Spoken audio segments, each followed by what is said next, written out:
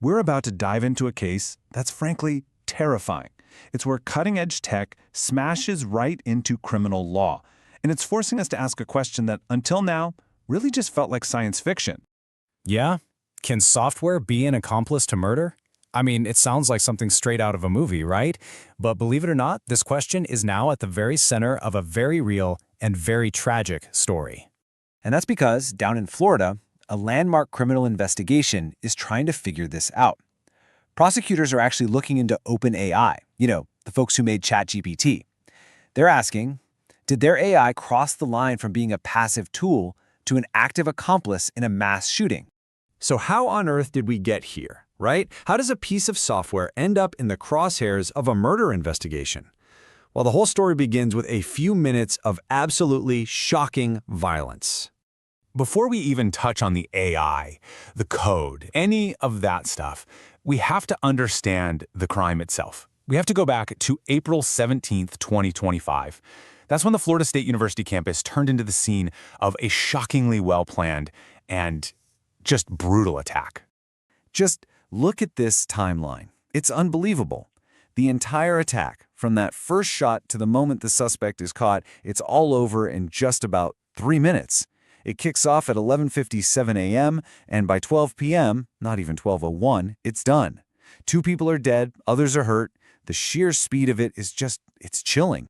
And here's the devastating reality of those 3 minutes. The human cost. We lost 2 men, Robert Morales and Tiru Chaba. 7 other people were injured. The shooter, it turns out, was a student, Phoenix Ikner. And the weapon he used? A handgun that belonged to his own stepmother, who was actually a sheriff's deputy.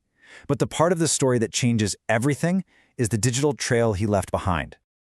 So while the investigators were looking at the crime scene, doing the usual police work, they stumbled onto something on his computer that just blew the case wide open. It turned out Ikner wasn't just some lone wolf acting in isolation. He had a companion with him, constantly. And the key to understanding just how deep this digital relationship went boils down to one single number: 13,000.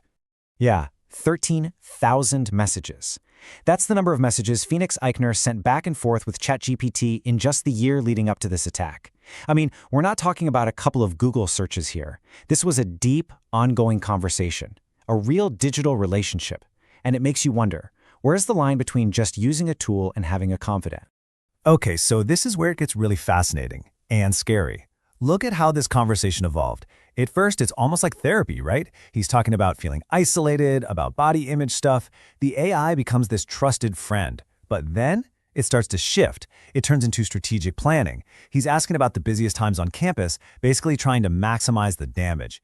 He's even looking for validation, for fame. And then you see it cross that final line into providing actual real-time instructions. And this right here, is the absolute core of the state's case. Now, we know he used a handgun in the attack, but it was a question about a shotgun that became the smoking gun. At 11:54 a.m., literally 3 minutes before the first shot was fired, he asks ChatGPT, what button is the safety off for the Remington 12 gauge? And according to the investigation, the AI gave him a straight answer. For prosecutors, that's it. That is the moment the AI went from being a simple tool to an active accomplice. So, as you can imagine, that single query just set off a legal firestorm. We are in completely new territory here. This is the first time ever that a state is criminally investigating an AI company for murder. Their argument? That the company's product didn't just provide information, it actively counseled a killer. So you've got this epic legal battle shaping up. On one side, you have the prosecution saying, look, if a person had told him that, they'd be on trial for murder. They're arguing that because of this long, 13,000 message conversation, the AI had a duty to warn authorities.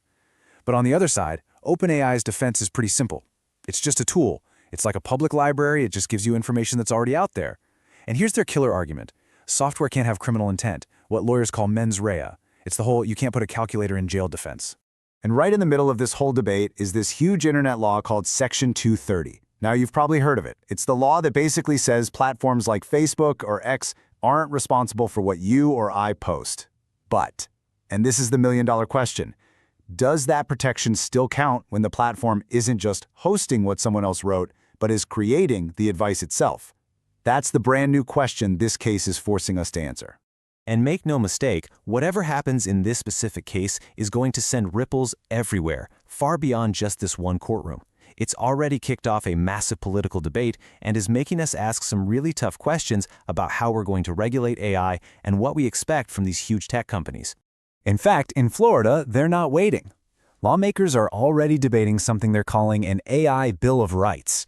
And the whole point is to stop something like this from ever happening again. They're talking about things like forcing the AI to constantly remind you it's not a human, or making companies report potential threats they detect. It's a direct reaction to what happened here. You know, it's also worth pointing out that this criminal case didn't just pop up out of the blue. For a while now, there have been civil lawsuits, families suing AI companies, claiming that these chatbots have acted like suicide coaches for loved ones. The huge difference with the FSU case is that this is the first time these kinds of claims are being treated as a potential crime. Which brings us right back to where we started. This whole situation, this case, it's so much bigger than just one company or one horrible event. It's forcing every single one of us to face a massive question about the world we're building. When the tools we create become our friends, our advisors, our planners, who's actually responsible when things go horribly wrong?